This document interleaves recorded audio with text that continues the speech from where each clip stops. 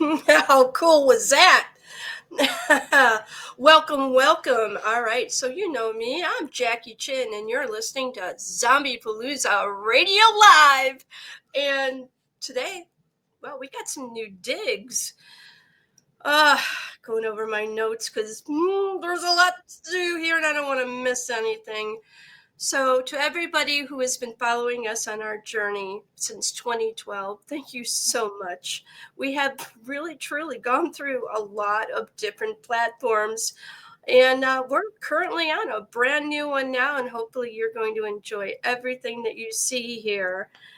Uh, Also, there is someone that I have recently paired with who graciously asked me to join their amazing site Horror Fix, and that would be Ash Hamilton. And I'm gonna throw up a page over here, and I'm gonna show you something cool. I'm gonna vanish for a bit. Hey, look at that! Whoa! So, Horror Fix and Zombiepalooza Radio Live are teaming up. We're going to be bringing you sometimes some long form video and sometimes some short form video of local and world horror enthusiasts who create in film and books and music, special effects, and all of that other really, really cool stuff. And speaking of cool, watch this. Flip, just like that. All right, so let's see here. I got a guest on here. Is patiently waiting, and he's a film producer, screenwriter, and a director. His name is Cam Calloway. Hey, Cam, welcome to the show. Jackie, hey, how you doing? Top of the morning. You know what? That horror fix, I just noticed something. It has a syringe on there for the horror fix logo.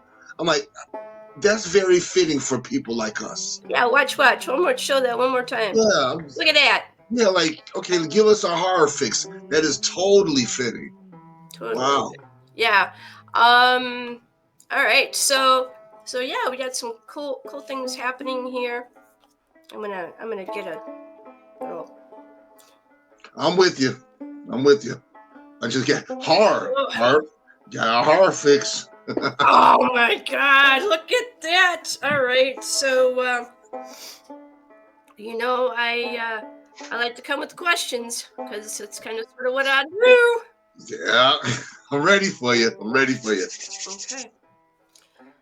So, when the soul of this human touched the back of your spine and put forth his story onto paper, bleeding every word out loud, what piece of advice did he give to you? Listen before anything. Scribe, write what I say, and live what I say.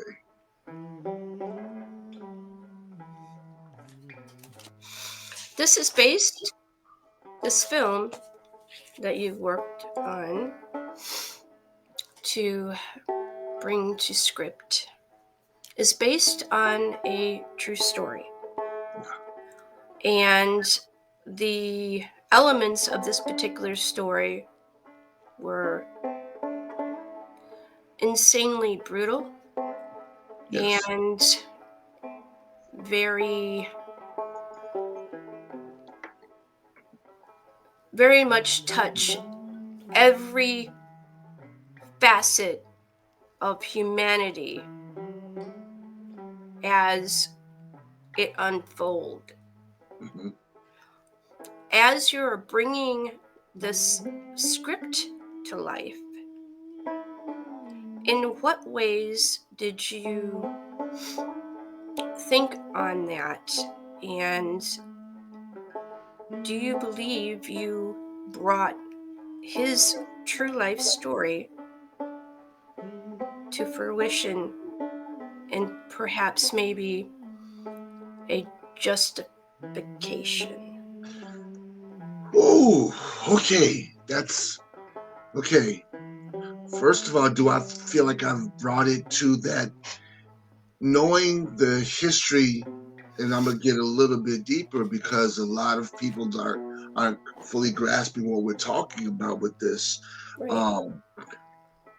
To encompass a person's life and what they went through from a traumatic point to even to the end of their life, it's hard to encapture that within 90 minutes or 115 minutes, however long a film is. It's kind of like the difference between reading a book and reading a film, but then actually witnessing the life of this person. Having this journal, it's not going.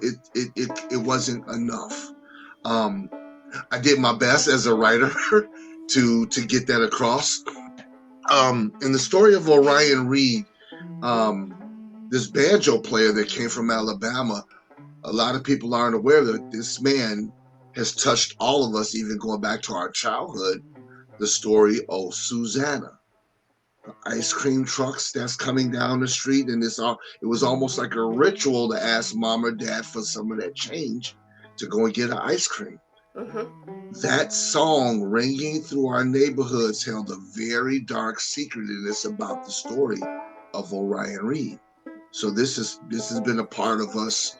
It's been a part of our childhood and obviously now our adulthood. So I'm humbly trying to do justification with bringing his life into light.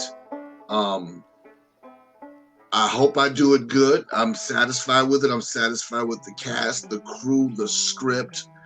But I don't think that you can ever fully encompass a person's life in a film. But I guess I would look at myself as a cinematic farmer. I'm going to plant a seed with this, Yes. and you watch it grow. The viewer watches it grow, and then they can invest time to see how deep these roots go.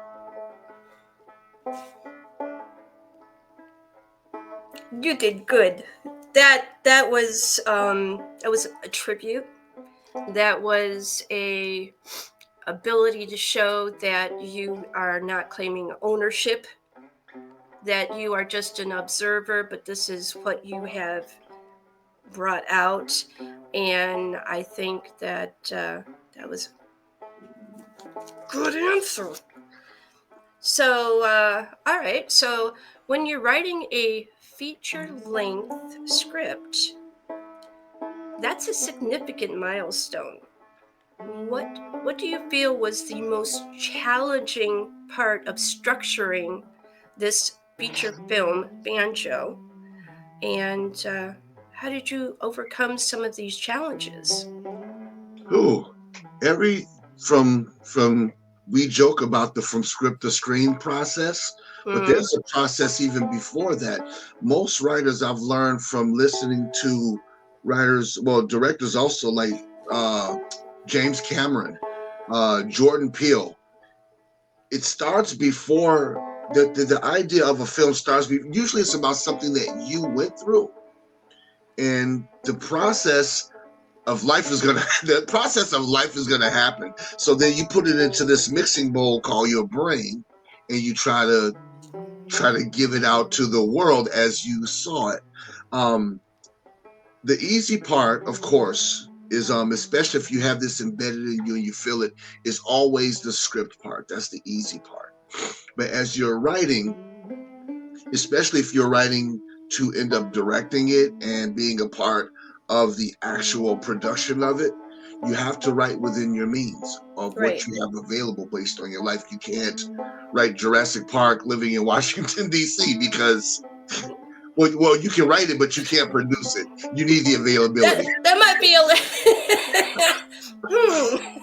exactly. There are a lot of people that have some really great ideas, but then when it comes to the actual implementation of it, there are going to be people that are going to say, you got about $100 million stuffed away somewhere, because that's going to take a lot. And if we can't do it if we can't create these things by hand, practically, then we're going to have to do it CGI or some other, I don't know, maybe green screen that, but that's kind of old school now with all the other stuff that they're doing. But it costs an immense amount of money just to get some of these ideas off of the paper and onto that screen.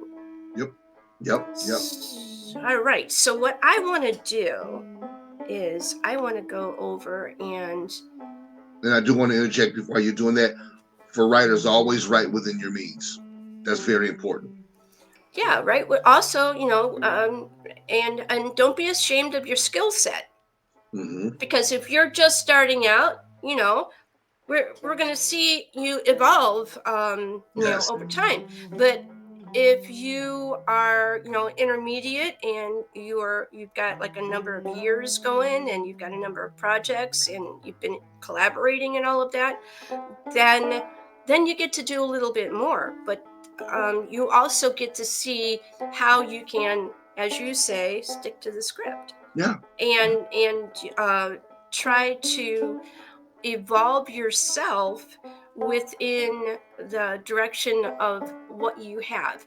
It is interesting as we start to move along in projects, the kinds of people that we run into, and you never know who's watching you be able to, do your thing. Mm-hmm. Mm-hmm. Sometimes it can be quite amusing. Yeah. All right, and knowledgeable. All right, so we're gonna do something else real cool. We're gonna watch Cam's trailer for Banjo.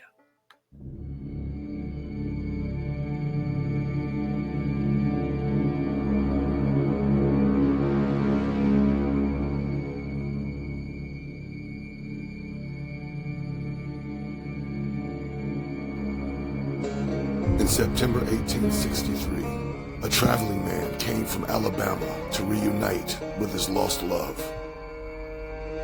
Orion Reed, a banjo player, only made it to the North Woods of Wisconsin.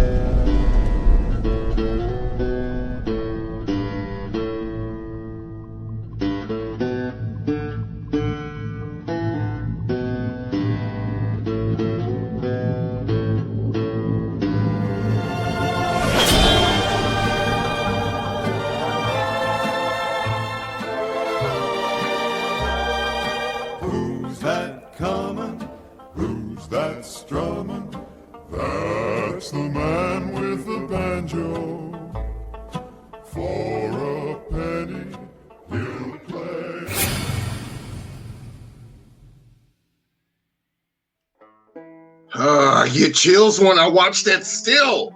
Oh, goodness. And I'm humbly saying that.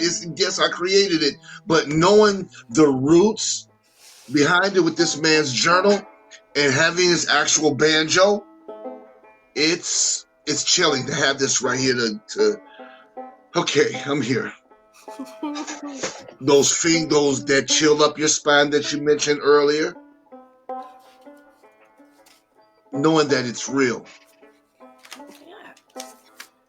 And you work damn hard on it too, so it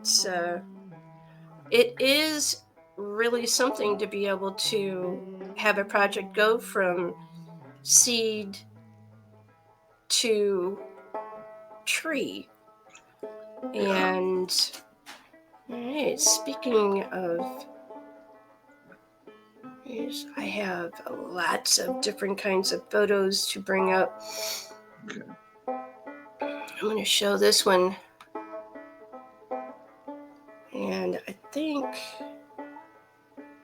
might have that in. Do I have that in an overlay?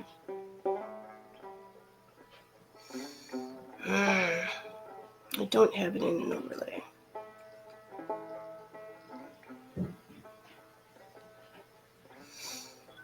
All right, well, in the background, you see a forested area. And I chose the one in black and white for a reason.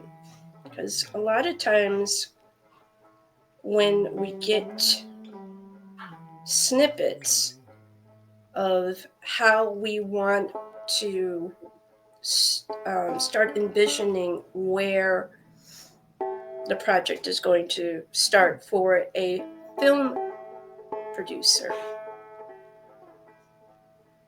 Sometimes they're clouded, sometimes they're grayish tones, and they're not quite in that color zone yet.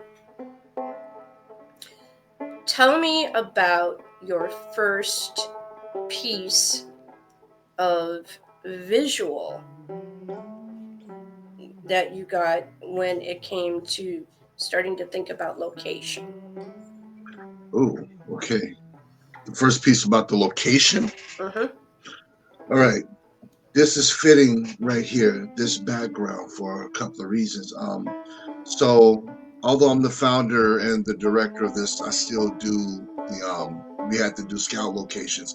I did this with the executive producer, Brian Petrie, and this is being filmed. This film is going to be filmed where Orion, we're really jumping out on a ledge here, where Orion's final moments were in the northern Wisconsin woods.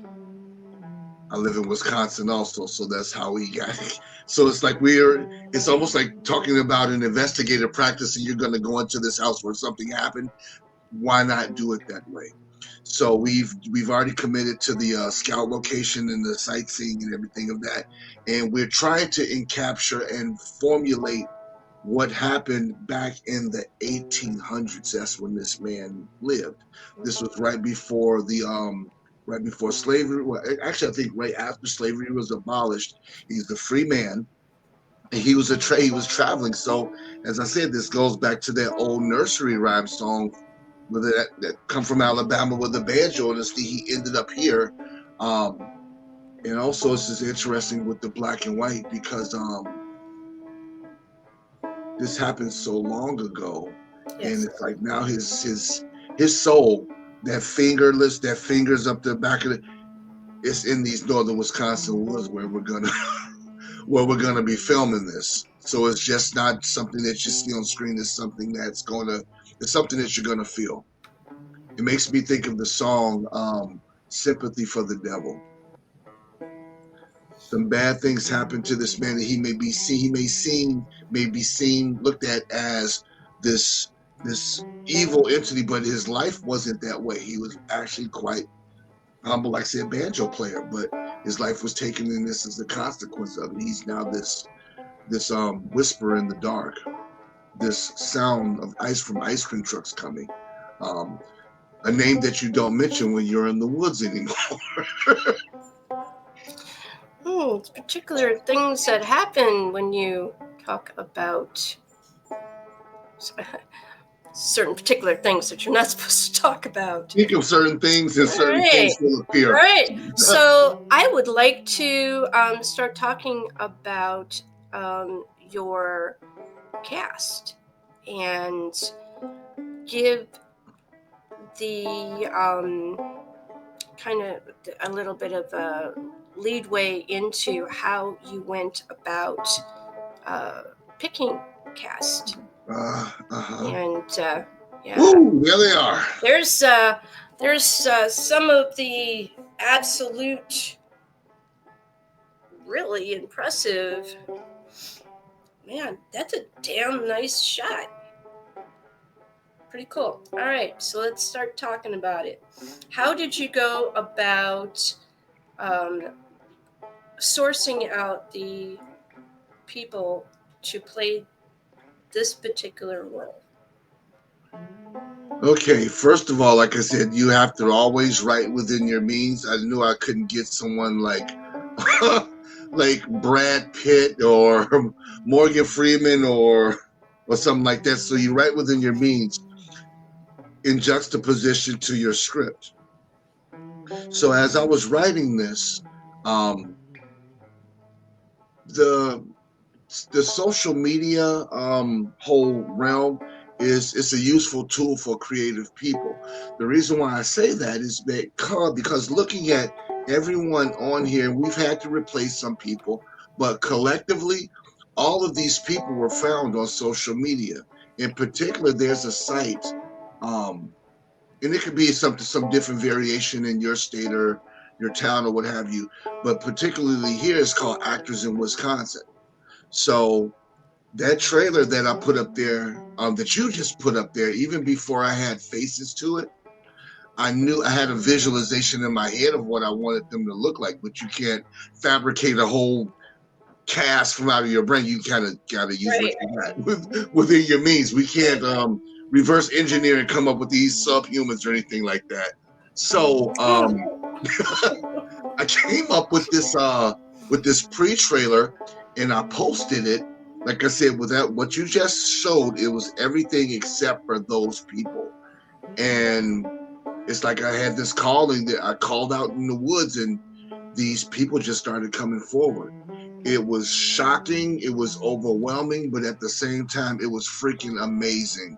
Of the different people who want to be a part of a project, that act and want to get into the field, people who are already have acting experience. Um, for an independent film director, it was completely overwhelming, but it's like you're loving it, you're loving the pain of it at the same time. Absolutely. So you had them do or you had them show you reels and different methods that they would use for bringing out a character. And I appreciate the fact that you went to that particular kind of level outside of where you were picking them from, because you need to see if they're going to spark that particular piece that you need for that particular character. Yes. Yep. Yeah, talk about how you did that. As you're writing, there's a lot of elements that, as a screenwriter or any storyteller, you have to have antagonist, protagonist, storyline. So after I have the script, I had to think of character development while I'm doing. And yes, I'm gonna try to be a man of many hats and do as much. That's another thing. Do as much as you can as an independent filmmaker, because you not only get that experience, but you get the results that you potentially want. But back to your question, as you're writing, you have or as you have written, you have an idea of what this character is going to be like, whether this guy's an alpha male, a sigma male, an aggressive, whatever that character is, you try to incorporate that into your thought process when you're doing those casting calls. And they could be video casting calls. All of these were by video. It started out with looking at some of these people's demo reels and saying, hey, wait a minute, now it becomes a virtual puzzle, picking that particular person for the part that you see in hopes that it would all blend together. There's a lot of mystery to this. There's still a lot of structure, but that magic is when all of these actors come together with an idea that you have created in a script. Right. And it just happened like magic, like say from demo reels to getting them monologues from the actual script. Of course, then make sure you do your NDA, because that's a part of business. I had to put that little disclaimer in. And do you know how many times I've heard people say, I'm not signing one of those, I'm not doing that. Okay, so if they come up and maybe you've never had this happen, but it just in case you do, somebody ever says, Well, I'm not doing that. I mean, this is a independent film. Who do you think you are? Blah blah blah. What kind of advice would you give to someone who runs into a situation like that? Actually, I have had that, Jackie. Yes, I'm here in the Midwest, but I've had someone, like I said, throughout the process of this, I'm actually appreciative that you said that, because as I was previously explaining this, I said I had to replace different characters. Mm-hmm. Sometimes everyone has life events, but sometimes we have situations like the business hiccups, which, like you just mentioned. So I've had to replace some actors in here for that reason, where they didn't feel like they needed to sign an NDA. So I just explained why, with all of these actors, they've been great because they understand why. And even when I mentioned this, like preaching to the choir, but for someone who does not want to, you can give them this is when now you have to go from being, I guess, a director to like a potential director for a film, to having a business creative mind to give that person comfort as to why you do what you do. Exactly. So you can explain this is for all intents and purposes, this is your intellectual property. Yes, and 100%. We can say that because there are always the 10%, that there is the 10% that will go in and they will look at something and they will, watch all kinds of stuff that you're doing, and then skippity-doo off and try to reformulate. Yep. Regurgitate and recreate. Yes. And first of all, shame on you if you're going to be out there doing that. But that kind of karma bounces back on you too. So let's, don't be of the egocentric human that thinks they can just come in and la-di-da the project and not follow what everybody else is doing, because they're going to talk amongst themselves and you'll eventually be found out, and then there's going to be starts of rifts. And the last thing that you need with a project is that. Everybody needs to be a cohesive one, moving in the same direction, and just sticking to the script. Can I share something, Jackie? Echoing off of what you just said. Yes? Mm-hmm. Okay, sorry. This is your show.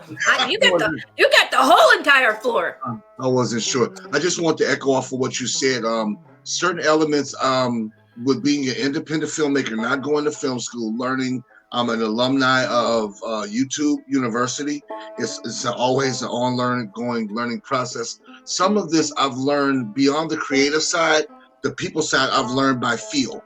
Now, what I'm saying is about the transparency and things like that. For example, I mentioned the NDA. Yes. And you went off of that. I explained to these people that I was creating a social media private page so the cast and crew can all interact. This has been going on for 3 years with all of these people. This has been a very long process, but I mean, perfection, or your image of perfection, takes time. Sure. So as a writer and the director for this, I keep these actors in tune with everything that I'm doing, instead of saying, here's a script, we got this date, I like what you've done, can you redeliver that again on this date? It's more to it than that to me. When you're creating a film, you have to have a conglomerate of people who share the same energy, who have the same the same thoughts of motivation when they're looking. Absolutely. And that is very challenging. That's when that movie magic is a lot more than a silver screen. It's more behind it. And I wanted to establish those dynamics to the point many of these actors, they have my personal number and we just talk. It's not necessarily about film sometimes, but that's right. but but the thing is, when that light goes on in this, when It's a whole nother ball game, buddy. when it says action, there's this term, they show up and they show out. So that's exactly so. When you care more about your actors than the actual film, the actors will make the film for you. Absolutely. So you also had someone whose interest was quite piqued. Yeah. Quite peaked. Let's see here. Where am I at when I'm talking about that? My notes last night. Oi.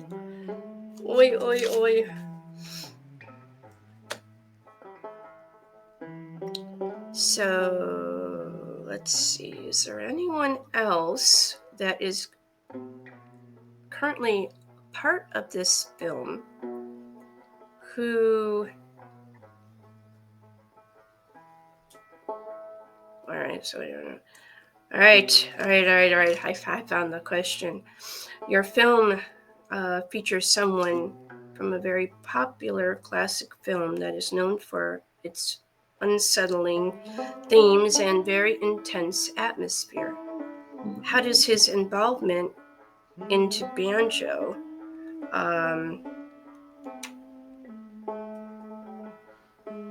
change perhaps the perspective? Mm-hmm.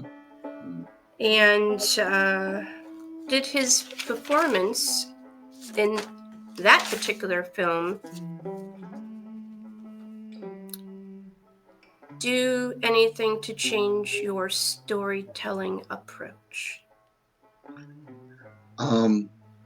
As a writer, is going back to sticking to the script. Yes. So, as in order to encapsulate your idea, you can't be compromising with certain things.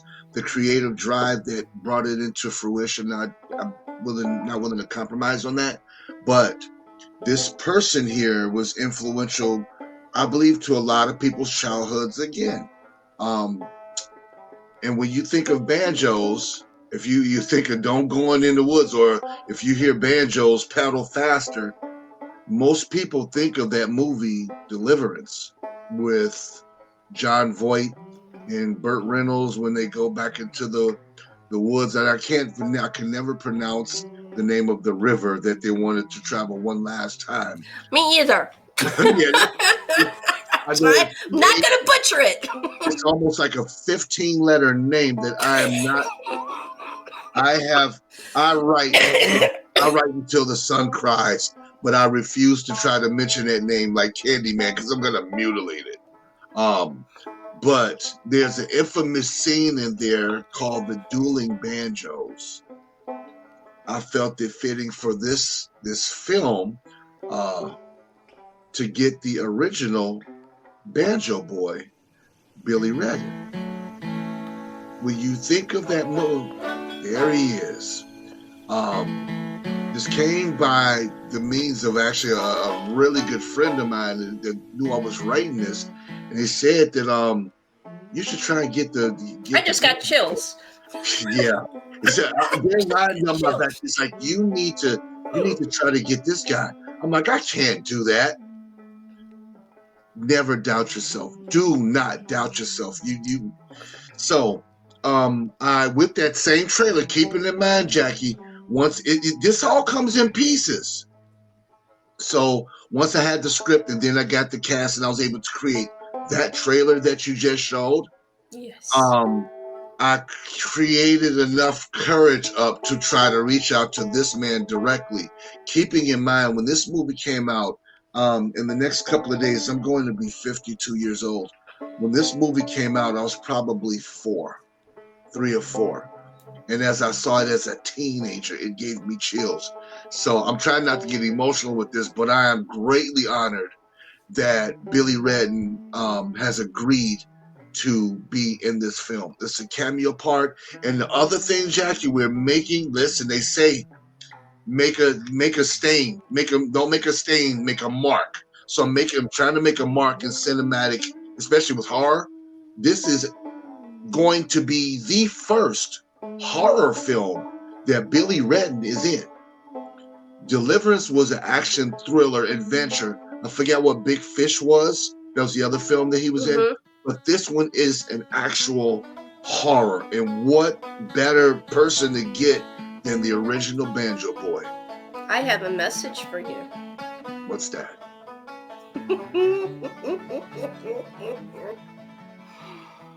From the man himself.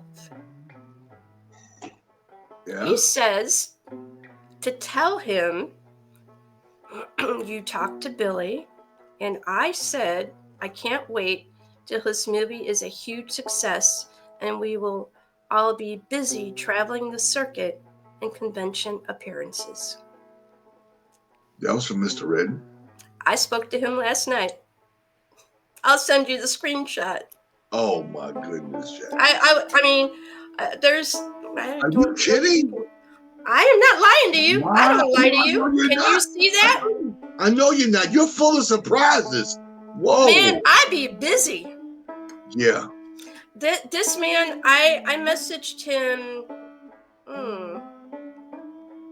February 3rd. I told him, I said, been hearing a lot of beautiful things about you, your friends Sonia Thompson and Cam Calloway. They are just overjoyed to know you. And he wrote back last night, it's a great feeling to be loved. Hope you are all well. That's Billy. That means and there's more. I might as well just kind of like go through. He said it's a honor to be a part of this creation and really know and really how his campaign raises the funds and the movie becomes a cult classic. He is expecting this film to do the thing, and he's been around a while. He knows a lot about film. Yeah. And apparently you have struck, no pun intended, chord. Yeah. Wow. So yeah. And I know people a little bit. I heard what you were saying, but I really wasn't fully grasping it until you said he said this, and it's like, whoa, okay, I didn't know that. So you are respected. You have.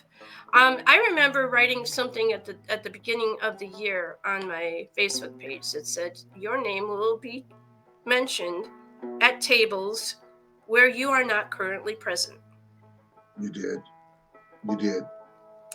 And you went and you did the thing. I'm so damn proud of you. And I am thrilled to be able to pass that message on from Mr. Redden to you. And yeah. So you're definitely making some chords. The other thing that you've been doing, where you're taking this he who dares wins approach, you did this. Yes. Talk a little bit about, well, let's see. We should probably, let's see. I'm going to bring it to the here. I'm going to bring it to the there first. Oh, that's cool. That's perfectly fitting. And to get you back on the big screen. So that particular drink, I ain't never heard of. And so talk a little bit about that and how things kind of sort of evolved. I already gave a sneak peek, but how they kind of evolved for you with your film, Banjo. Okay. Midnight Moonshake, the preferred drink of Cam Calloway when he's writing. That's not a plug. That's the truth. Go to the refrigerator. You're going to see the Midnight Moonshake. They also have Moonshine. You're going to see it in there right now if I take this. So I have never in my entire life, and I've been around, I'm a vampire, I've been around for a while, ever seen that before. It's good, eh? This is not a plug. This is legit good. Like I said, when I get when I'm sitting right here, I'm surrounded. This is my writing office. When I'm sitting here, like I said, some more debonair screenwriters, they have their scotch and their cigar. Right. No, I just have my milkshake, my peanut butter cup, Making it real. So, okay, so let me explain this. Why this is significant with product placement. In the script, a couple of the characters, boyfriend and girlfriend, go to this store and they purchase this moonshine that's not this moonshake and moonshine that they heard about. They don't even know if it exists. This is actually in the script. Keeping in mind, this was before I even heard about this, and I'm gonna tell you how that movie magic works. I was gonna create some jars and put some colored water in it, and then just close it because I got permission from the store owner to film. That's another thing, independent filmmakers and writers, don't be afraid to ask. Don't be because it's free publicity and promotions for their business. Heck yeah. But back to the Midnight Moon. So no, they go you gotta to send me some of this. I gotta find out where it's at. I gotta try at least. I'll definitely send you a link for this. So check this out. In the film, without giving it away, they heard about this moonshake was actually moonshine that's not out and available to the public. The store owner knows about it, but they couldn't make it available and ready. He sees that this is something special about this couple, so he sells it to them. That's in the actual script, right? Right. I got the same thing that happened with Billy Redden. I'm gonna tell you how those pieces come together. How I was able to get in contact with him, which I'm really humbled. I turned that jar around and I looked at where they were from. I'm in Madison, Wisconsin. They are in Madison, North Carolina. So I did. Out of town. Oh, yeah. So I did some history on their brand and everything. I looked at their community standards and having their creative mind. I'm like, okay, I'm going to reach out to them. I don't want colored jars of what looks like this beverage that doesn't even exist as a brand. So I reached out to them. And the brand manager contacted me directly. Said they love the idea. Yes, I do have permission to use their product. Check you out. And asked me, would they like I like for them to send me a care package of their products to use in this film. I said, listen, I live in Wisconsin. Don't send that to me now. It won't make it. No, I'm totally kidding. But it was kind of like a joke that we had going on because, yes, no, people say... If we give it to you now, it ain't going to be nothing left when I need it. They say in Wisconsin we're known for beer and cheese. I'm originally from Chicago, but I've been in Wisconsin for well over 2 decades, and I love this place. I love the state.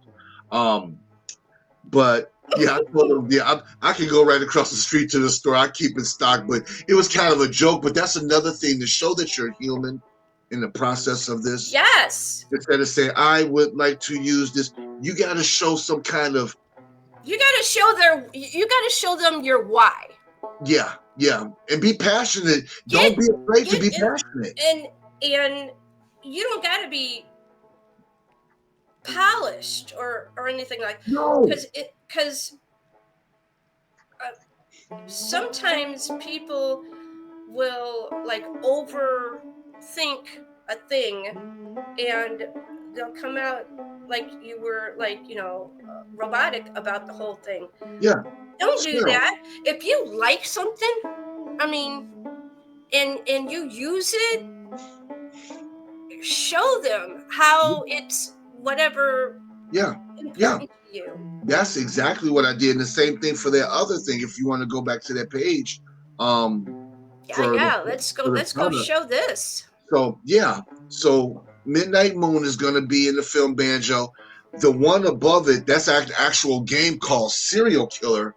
And the same thing there. I saw this game. I purchased it, played it like, whoa, I don't want to say, what's up, Jackie? Whoa. That's, yeah. Yeah. Woo. This for everybody. If you look, this was not taken today. This was from months ago. Because look at, I mean, it's almost like I have the same thing on. Whoa. Welcome to I told you I the. got some surprises for you. Wow, that's insane. What's going on with your legs? You mentioned his name.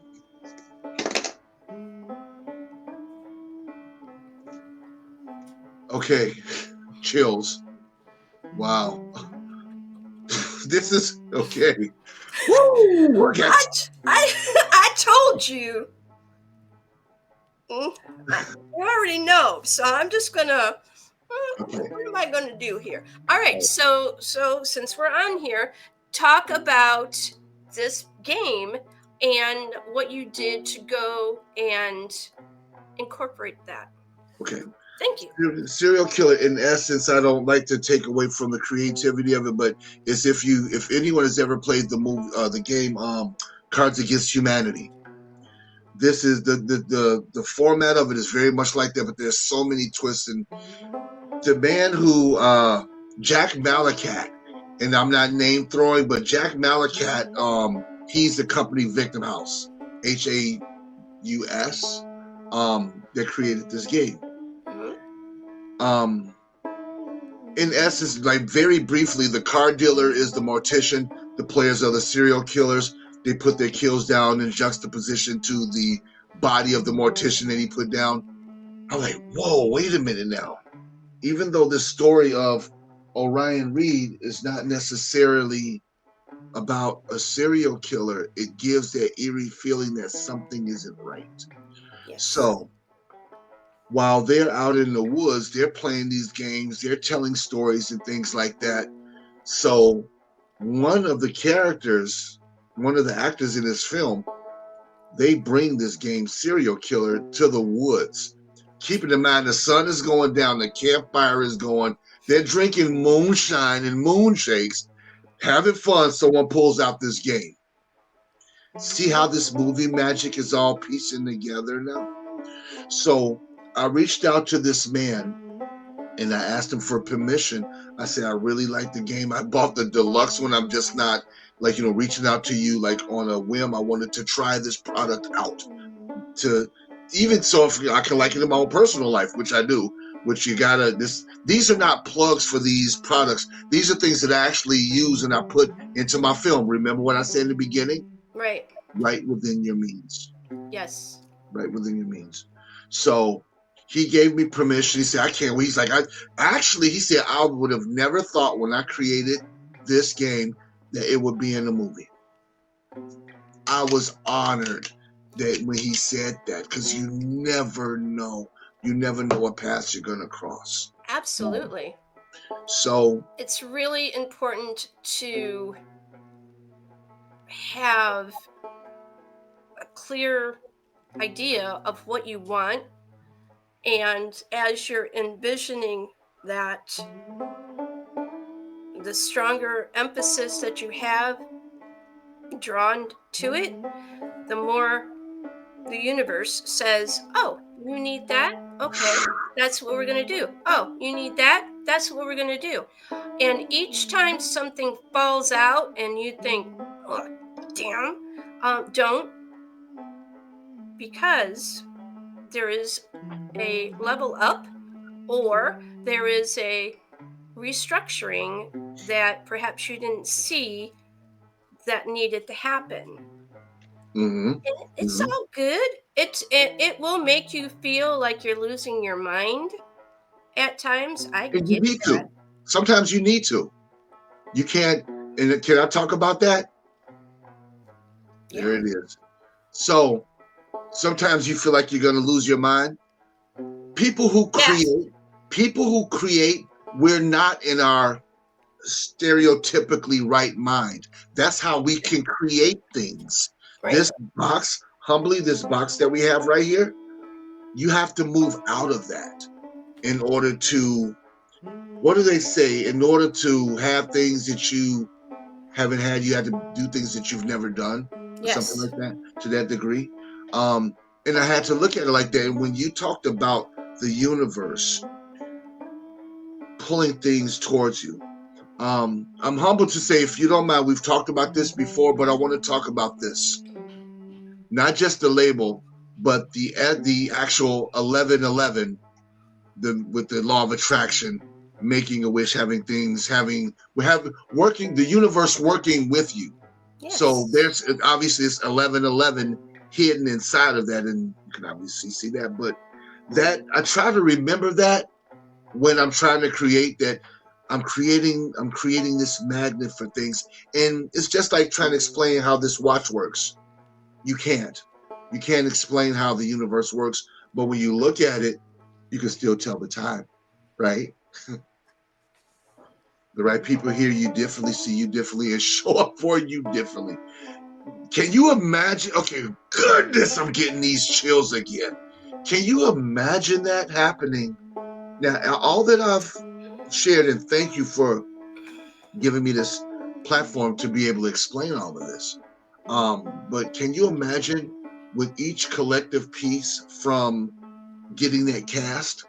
Because it's like you have this idea, but you don't know what they're gonna look like, or you don't know until you get that demo reel. You're like, oh, hi, I see you going here. Oh, wait, did it happen again? So it's happening collective, like time after time after time, till you got a whole cast. And another thing I did not mention, you can have a cast, but if you don't have a crew, you might not have a movie. Right?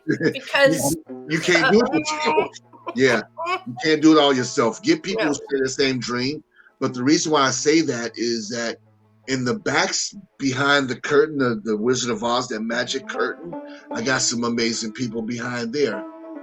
If anyone is familiar with the show Skin Wars, where they had, this was on, I believe it was on Sci-Fi. Yes. One of the contestants lives here in this city, and I've been very good friends with them.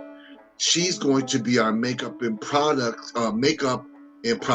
technician for this film. So yeah, that law of attraction and that universe pulling, I wouldn't have thought, if I started this with just a couple, like, with my little notepad, Jackie, I would not have thought that I would have had Billy Retton on this, and these people and these products and how these things have been going. So I mean, I'm humble for that, but you have to ultimately, if you don't believe in yourself, fake your belief in yourself. Just don't die off. Just don't get. That's how. Oh goodness, that kind of takes me back. My mother, she's passed on, but she said that I see the world. First, she said I see the world. I see the world through rose-colored glasses. Now that's like when you become a writer, you look at the world. It's like you joked, it's like vampiric. You look at the world very differently. It's like, you look at it within that scene block. You're observant of everything that's going on around you, so you don't have tunnel vision. But that's how you see the world. Like, how, from, like I said, from a director's point of view. Yes. There are so many. Okay, so I want to show this. Wow. I didn't know you were going to pull that up. I want to show that. Come on with it. Okay. Yeah, in 2023, there's a couple of times I've done this. In 2023, I was the one of the judges for the Chicago Horror Film Festival. Mr. CJ Vecchio, we call each other B-Fam, my brother from another mother. I have learned. And I know him. He's a very nice gentleman. Yeah, I've learned so much from this man. I love him to death. And I'm not just saying, love is a very strange word. He's a smart man. Yeah, you got to be careful how you use it. He has given me so much, not just inspiration, but true, like, raw deal of things. Because being an independent and coming into this, it's kind of like you're a tourist in a new world. Yeah, that's how I feel. Yeah, I do feel like that. Yeah, you come, and you're a whole new world. You're Oh no. Sorry. But yeah, right. I mean, it's you're in awe of all of the lights and the actors and the learning about the rule of thirds and shutter speed and aperture and character development and scene setting, and yeah, that's my B fam right there. But it's intimidating. Oh, these laurels! Wow, you just put me on a spot again. So CJ, he was looking for someone to create laurels for the Chicago Horror Film Festival. I think that's dope. Yeah, using the left part of my brain, I'm like, okay, I'm gonna pull out the meat cleavers and butcher knives, and that kind of encompasses what horror. I mean, absolutely, 100%. So how could he not use it? So I mean, I'm humbled, obviously, that he did choose that. So anytime, even currently to this day, because also in 2024, I was one of the judges as well. I just realized we're in 2025, but I was one of the. You've done a few things, huh? Yeah, I was one humbly, and keeping in mind, you know what this all goes back to? That idea, that seed that we talked about. We said from seed to tree. Yep. You don't know how these branches are gonna go, so you continue to nurture that dream, and people will come to go from having sand to more structure. Deal with things as they come, not as you. Yeah, that is very true as well. Like you once it comes to you, it's like it's like I said, I mentioned about the magic before. It's like, we can't explain how it happens, but when it comes, you're gonna know what to do with it, or this particular person, or what have you. And thank you for putting that up there. I know you instantly put things up there, but it's completely fitting for it. It gives me a chance to say this. Have I been over intimidated by this? Have I been afraid that this will fail? Have I been scared to? Have I wanted to tuck my tail in? I have a very good. I mean, I'm employed in a very good place. That I just think about just being a good old worker and just continue to go to work until I can't no more. Did I think like that? Yeah, but to do that would be turning my back on on the other side of things. That's what I'm going to say.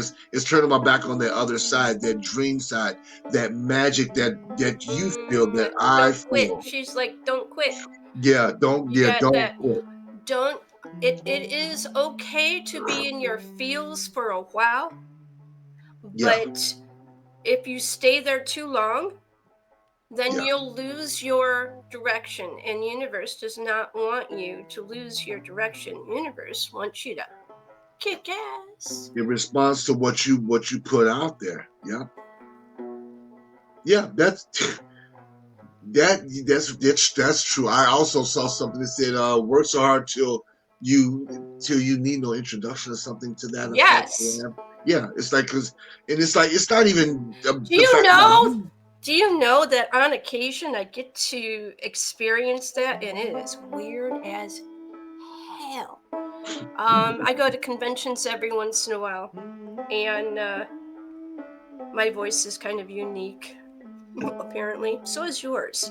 But my voice is kind of unique, and I was going and just out there chatting with people and all that kind of stuff, and this person goes, "Oh my God, it's her!" And I'm like, and they were at the top of their lungs about it. And I'm like, so of course I'm going to turn around. It's you. I'm like, me? And it's like, you. I'm just. And you're looking at the person going, do I know you? How do you respond to it? You're humbled.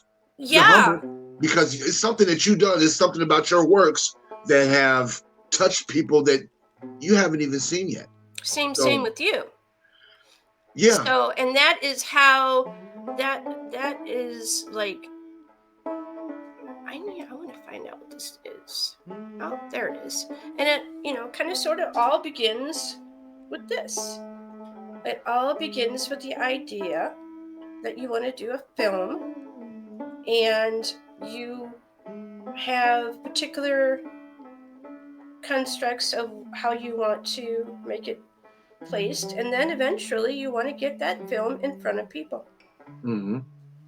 And it's funny, even like looking at that, that's not a scene from anything that I've done, but nope, that's my photo. I threw that on there. Yeah, but I'm saying this gives me the perfect chance to explain, like, if you have a dream, if you have a dream, you're gonna find a means. Yes. To me, as a writer, as a creator, that looks like one of two things. It either looks like a casting call, or they're doing like kind of table readings, like monologues. When doing this film, some of these actors, like say I'm in Wisconsin, some of them are in the like conjoining, like joining states like Illinois and Indiana, right? Sure. Thank goodness for the and it's 11:11 right now here. I know it's 12:11 where you are, so excuse me. Happy 11:11, y'all. So anyway, what I was saying was, with the use of the internet, we can create these virtual table readings. So these actors, even though they're states away, yes, I can still collectively get them together. And like I said, some of them have have gained friendships amongst one another beyond me even being around. So that's those elements further enhance your project, your film. Absolutely. If you can get them to start seeing each other and hearing, these particular platforms, like the one that we're on here, give everybody the ability to get that connection feel. Yep. Something that would not be possible if we didn't have these things. I mean, you could get them on a large phone call, but it's just not the same. No. And like I said, with that virtual reading, it's like they can see each other, you can feel the vibe, but it's nothing like excuse me, having them all collectively together. It still amazes me looking at this. Like, see, even looking at this, there's some actors that have changed around, but it's still going to be the same character, obviously. Right. To look at this and think back to when it was just scraps of paper, just like an idea. Yes. It's funny, going back to even before started writing it. The exec producer came over to my house one day. This was a couple of years ago, and he had to tell me this story about this. He's the bear in the woods. He likes to go camping. Brian Petrie, that's his thing. Camping, hiking, that water rage, rafting stuff. That's him, 100%, right? So he told me this story about his friend that was from Chicago. I'm from Chicago, but like I said, I've been in Wisconsin for 20 years. This guy's never been camping. He took him camping, and he's sealing up his tent, the other guy's sealing up his. He told him, he's like, yeah, if you hear banjo, run, or something like that. He has a whole story about this. And this is showing how it's crazy how this all comes together. And the guy was like, what's a banjo? So he was horrified throughout the night, not knowing the banjo is an actual instrument. But then he told me about that, and I started looking into the history. I just started writing, and I started looking into the history of the banjo, and then I came across that story of Orion Reed. And it's like, wow, this was in the works even before I had a full grasp of what this is going to be, Yes. So pay attention when the universe, oh my goodness. That man is a talented man. But what I was going to end off with that part was when the universe speaks, learn the language to listen. William Elliott Whitmore, American blues folk, and banjo player, obviously. He's got some powerful music. Ooh, he got There's one called MK Ultra that's really all of his. So anyway, there's a reason why you showed that. Thank you. When I was writing, I tried to listen to. I listened to certain music. So as I was writing, a song called "Old Devils" came up that Mr. Whitmore wrote. Back to Billy Redden and just reaching out there in the dark. I reached out to his management team, and he reached out to me directly. Keeping in mind, now I just not only have this trailer, with these actors that's going to be in it. He reached out to me personally and gave me personal permission to use 2 of his songs because he loved the idea. The foreshadowing completely fit with it. Yes. And he said, all I ask is that you give me credit in the credits. I'm like, are you kidding me? I'm like, and plus on top of that, I love your music. I'm not just saying, oh, I'm a world, like, I'm not, I told him I literally wasn't just saying that. Matter of fact, when he came to my town to play, I met him personally. I mean, amazing man, seriously. Now, what you're playing in the background, that is a man from across the pond.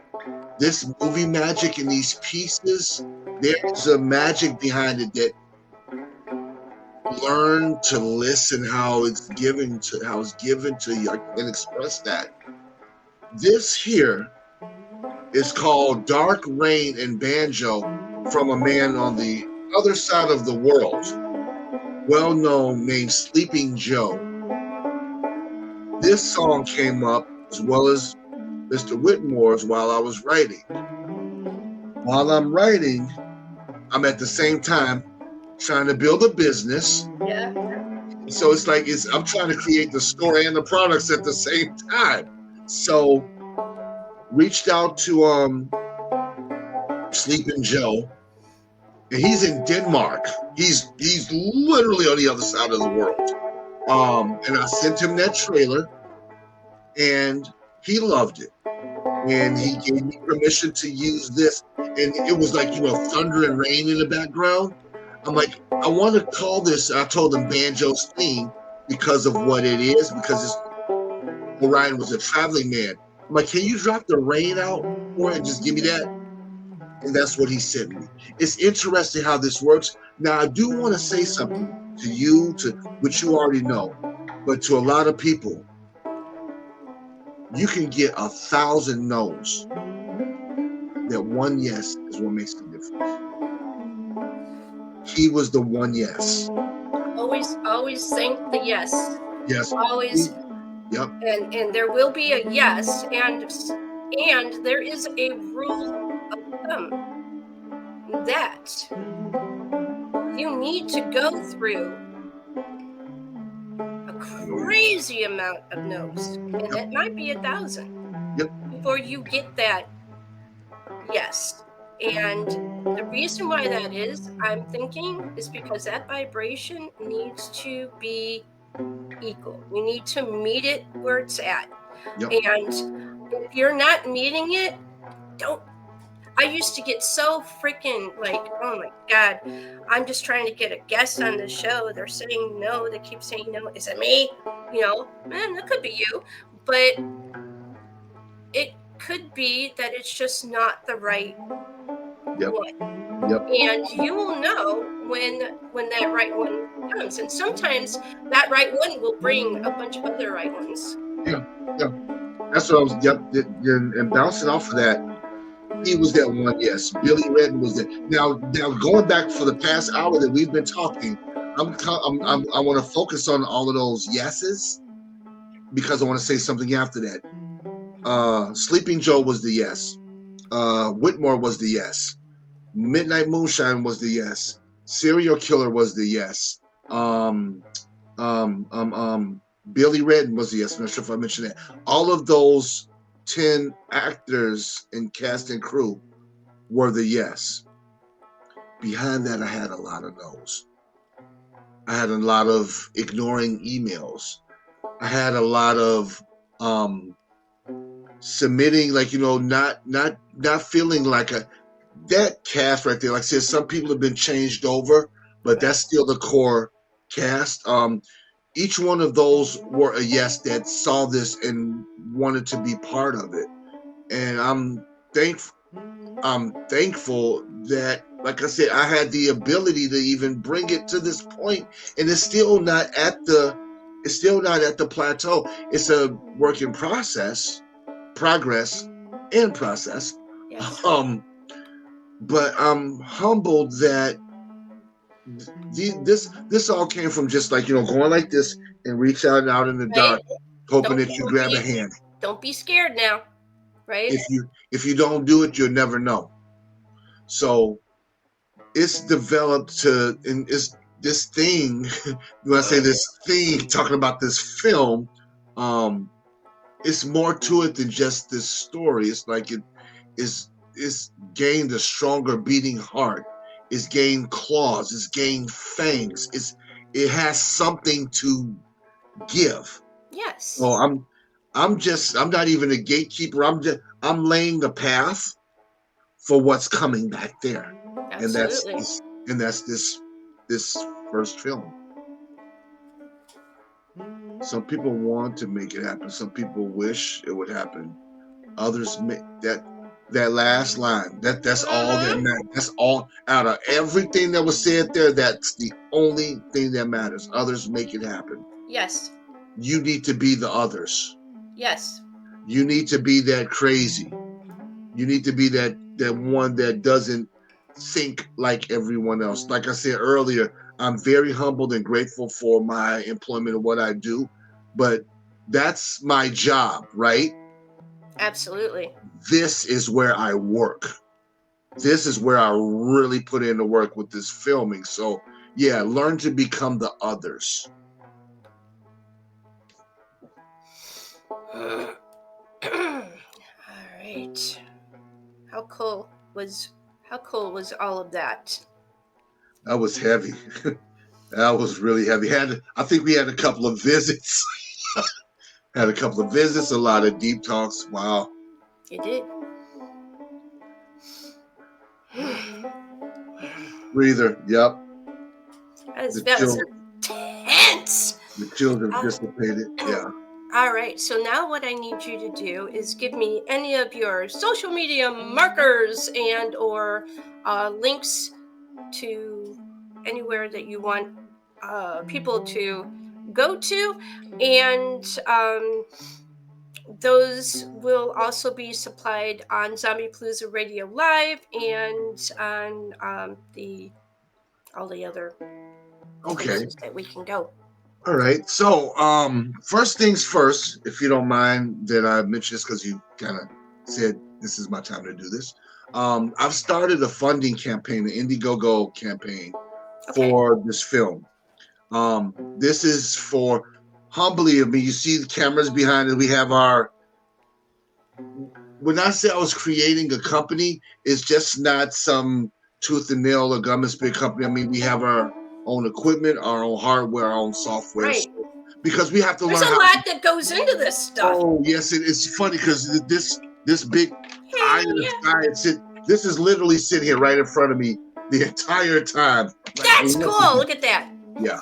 So anyway, let me put this to the side. So the Indiegogo campaign is to pay for the actors for their in the independent film circuit. There's a lot of times where actors will get IMDb credits and meals and things like that, which is totally fine, right? Yeah. I have been so impressed with the monologues and just these actors' deliveries. I want to pay them. I need to pay them handsomely. So anyway, what I'm getting at, I've created this Indiegogo campaign to pay for their acting services, their transportation, their meals during filming, and their hotel stay. Right. Keeping them out ourselves doing this business thing, I had to reach out to who ended up being a really good friend of mine, a regional manager for these group of hotels, so I can get these people here to film this. And this Indiegogo, if you go on Indiegogo, and Jackie's going to provide the links, if you simply look up Banjo Film, it's going to be the first one that pops up. Right. Also, we can be found on, of course, Hornz and Halo Films. I use my personal Cam Calloway, but not as much. But also, there is a Facebook now for Banjo. It's Banjo, a social conscious horror. It's going to have a lot of the background things that I don't and won't talk about exclusively, but only on that page. Well, exclusively on that page because that's dedicated to Banjo. Right. And of course, we have the YouTube page. It has a couple of videos, and we also have some other things going on. But particularly for this, I try to keep this under wraps and give it out in little pieces, not to spoil it. Right. It's gonna be one to remember. You're taking the time to do all of this the right way, and we need to make sure that it does come out in pieces so that you can have control. Mm-hmm. Mm-hmm. The other thing is, with this Indiegogo, is just we're not just asking for donations and contributions. We are actually selling our Hornz and Haloz apparel. This goes from shirts to hoodies to actually full leather Leatherman jackets with the Hornz and Halo logo stitched on the back. The Indiegogo also has hang out a day with the director and the special effects process. So you basically one day on set. You're getting some pretty cool stuff. Yeah, you're hanging out behind the scenes with us. Signed poster from the cast and crew from And it'd be a great opportunity for people that are getting into film and or are intermediate to advanced. Exactly. That want to get a little bit more of an insight because, like you were mentioning, you're a special effects artist. Give her name again. Don Savano, Don Marie Savano. It's if you don't mind. I want to create, and she, like people like her, they're allowing me to create opportunities that I wish I had when I was back there trying to do this with all of those 1,000 no's and things. That's the thing to do. Yeah. So that'll create an opportunity to get somebody behind the scenes with us. Absolutely. IMDb credits for associate producers. And I didn't want to mention this, but I'm going to wait as it develops. Halloween to me is a holiday. Okay. That's a holiday for me. As this progresses, I'm actually going to post a video on there today. I plan on having a Hornz and Haloz Halloween party where you can only come dressed as one of the Halo and one of the Horn by private invitation at a private location. Though that's also going to be, and it's obviously here where we're filming at, but that's also going to be on the Indiegogo. I think that's super cool. Yeah. All right. So what other, do you have like a Facebook page set up yet? All of that kind of thing. And so what would it be? So if you go to the Hornz and Haloz down there, you go to Hornz and Halo Films, that's up. Also Cam Calloway, this is me as a director, or writer. I mean, that's when I've communicated and met a lot of people on social media in the independent film circuit, but that's through my personal. But like I said, also Banjo has its own actual Facebook page right now. That's where you will find the Indiegogo campaign. You'll find the giving the shout outs to Midnight Moon and what's the other Venom Haas from that game, Serial Killer. It's Absolutely. crazy. It's crazy when you get a notification and it says this company is following you. Like, whoa, me? Yeah, they should be following you though. You know, it's just humbling. But you know why they're doing it? Because they don't have to do that. No, they don't. They're doing it because they're seeing what you're doing, and they're seeing the benefit of being connected. Yeah. When Yeah. people start seeing how a project evolves and they see that you are not just interested in making a film, but you are committed Yes. to making that film. Yes. The difference, sometimes people will go, well, what's the difference between interested in making it and committed? Phew. You're interested, well, you know, but then you come up with all kinds of reasons why you can't do it because blah, blah, blah. But you're interested. I've always been interested, blah, blah, blah. But if you're committed, you will do whatever the heck it takes to be able to get that thing moving in the direction it needs to. Sometimes that movement means you got to slow down and kind of like take a chill. Yeah. Sometimes walk away from it a little bit so that you can like rest your mind, and then you can probably get slammed back into it again if it is for you. But that's how you know it's for you. Yep. Doing it, it's the right thing to do. Interested and committed to me. Interested in losing that is you crying, right? Because it didn't go through because you're just interested. Committed is taking your tears and using those tears and using that to power, to fuel your passion. Absolutely. All right, so we have really ran the gamut. Oh wow! I didn't even look at the numbers up there. Yeah. I have appreciated your time. I've appreciated your candor. I have appreciated how you have evolved since the last time I had you on this show. And I do look forward to watching how this completely unfolds. And once you have started the filming of this production, just message me and let me know. I'll do that. And you know, you said you're excited. You know what? I am too. I'm very much, yeah. I know. All right, so this is Jackie Chin, and you've been watching Zombiepalooza Radio Live. Until next time.